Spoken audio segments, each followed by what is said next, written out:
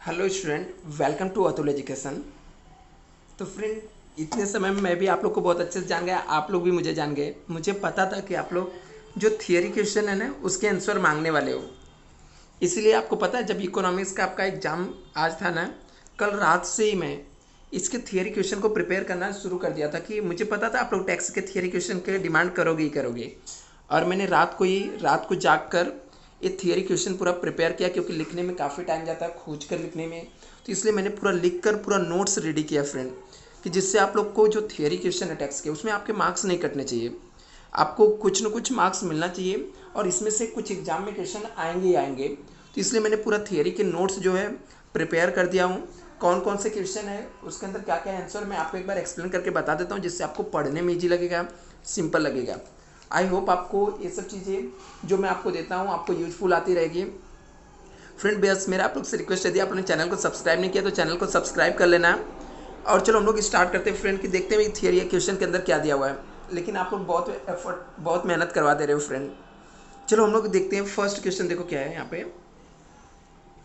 First question में आपको पूछा गया है, explain the terms of assessee.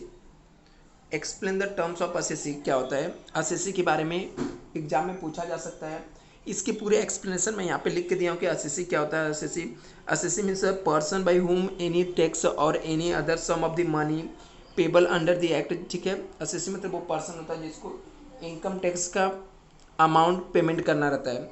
तो ऐसे पूरा मैं एक्सप्लेन कर दिया हूँ, आप लोग लेकर नोट्स को पढ़ोगे तो एक बार समझ में आ जाएगा सिंपल तरीके से। अब ये नोट्स यदि आपको कहाँ से मिलेगा, तो नोट्स के लिए आपको क्या करना है, व्हाट्सअप ग्रुप ज्वाइन कर लेना फ्रेंड, जो कि डिस्क्रिप्शन बॉक्स में मिल जाएगा। स्टार्टिंग के 2 ग्रुप ऑलरेडी फुल हो चुके हैं, तो जो थर्ड वाला ग्रुप रहेगा फ्रेंड उसको ज्वाइन होना है, और जो लोग पहले से ज्वाइन है वो लोग प्लीज़ मत ज्वाइन होना। दूसरा क्वेश्चन इंपॉर्टेंट जो है, explain the terms of person क्या होता है। तो यहाँ पे इसके आंसर भी मैंने लिख दिया हूँ, आप लोग आराम से पढ़ सकते हो यहाँ पे। थर्ड इंपॉर्टेंट क्वेश्चन है, explain the agriculture income. Agriculture income क्या होता है, आपको यहाँ पे पूरा मैं एक्सप्लेन कर दिया हूँ, आप लोग पढ़ सकते हो। और ये जो इम्पोर्टेंट क्वेश्चन है वही मैं डाला हूँ यहाँ पे फ्रेंड। यहाँ पे हाउस रेंट अलाउंस क्या होता है, आप लोग इसको भी रीड कर सकते हो, पढ़ सकते हो यहाँ पे।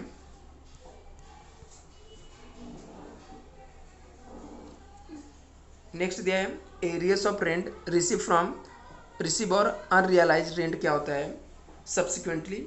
ये भी एक इम्पॉर्टेंट क्वेश्चन है, काफ़ी इंपॉर्टेंस है, अच्छे से प्रिपेयर करके जाना है।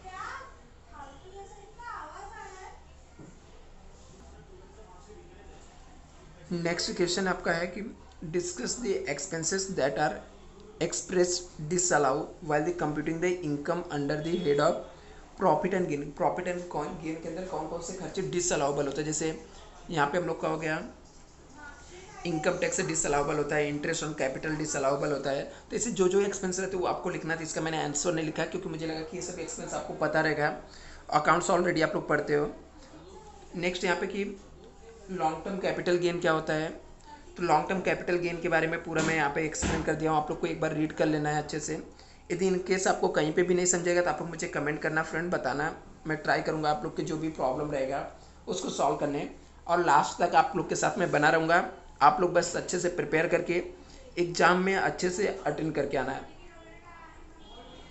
नेक्स्ट क्वेश्चन है, enumerate any 8 income which are taxable under the head of income tax. आपको कौन कौन से 8 इनकम है जो इनकम फ्रॉम अदर सोर्स से हेड के अंदर टैक्सेबल होता है, ये आपको बताना है।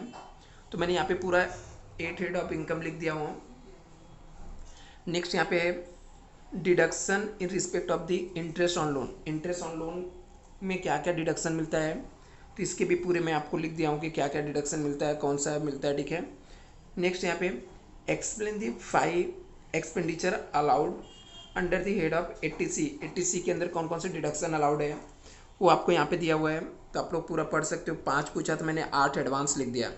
इसके अलावा कुछ और भी क्वेश्चन, जैसे असेसमेंट ईयर क्या होता है, ये भी आपको एग्जाम में पूछा जा सकता है। असेसमेंट ईयर क्या होता है, प्रीवियस ईयर्स क्या होते हैं, ये सब एग्जाम में आने वाले क्वेश्चन है, तो वो भी मैंने यहाँ पे डाल दिया हूँ, जिससे एक बार आप रीड करोगे तो आपको समझ जाएगा।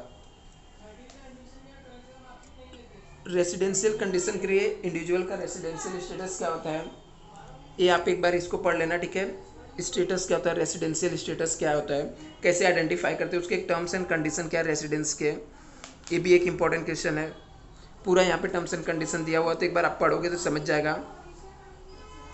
प्रिक्विजिट क्या होता है, तो प्रिक्विजिट क्या है ये भी आप पढ़ सकते हो यहाँ पे, ये भी मैंने आपको दे दिया हूँ।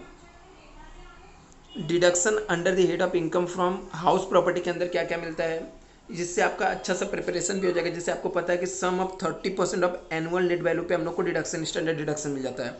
इंटरेस्ट ऑन हाउसिंग लोन, ये भी हम लोग को डिडक्शन मिलता है।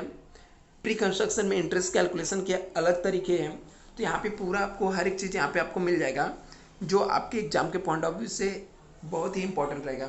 जिससे आपको पूछा गया कि deem to let out property क्या होता है, तो जैसे कि आपको पता है deem to let out property क्या होता है, if the person at the occupied 3 और मोर 3 हाउस, ये जो ओन रेसिडेंस पर्पज खुद के रहने के लिए, in this case only 2 house according to his choice treated at the self occupied, सिर्फ 2 हाउस को उसको सेल्फ ऑक्युपाइड माना जाएगा उसके चॉइस से।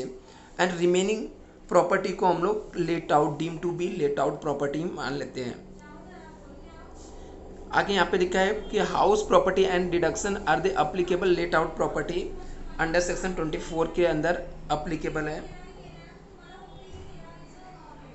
नेक्स्ट इंपॉर्टेंट क्वेश्चन जो है आपका वो है शॉर्ट टर्म कैपिटल असेट्स क्या होता है और लॉन्ग टर्म कैपिटल असेट्स क्या होता है, ये भी यहाँ पे आपको पढ़ लेना है। शॉर्ट टर्म कैपिटल असेट्स क्या होता है, जैसे हम लोग को अलग अलग रहता है, ठीक है। सिक्योरिटी एक्सचेंज के लिए 12 मंथ्स के लिए रहता है। कैपिटल असेट्स में जैसे शेयर हो गया अनलिस्टेड कंपनी का, तो कोई हम लोग ना असेट्स को लेस देन 24 मंथ्स होल्ड करते हैं, तो हमारा क्या होता है शॉर्ट टर्म कैपिटल गेन होता है।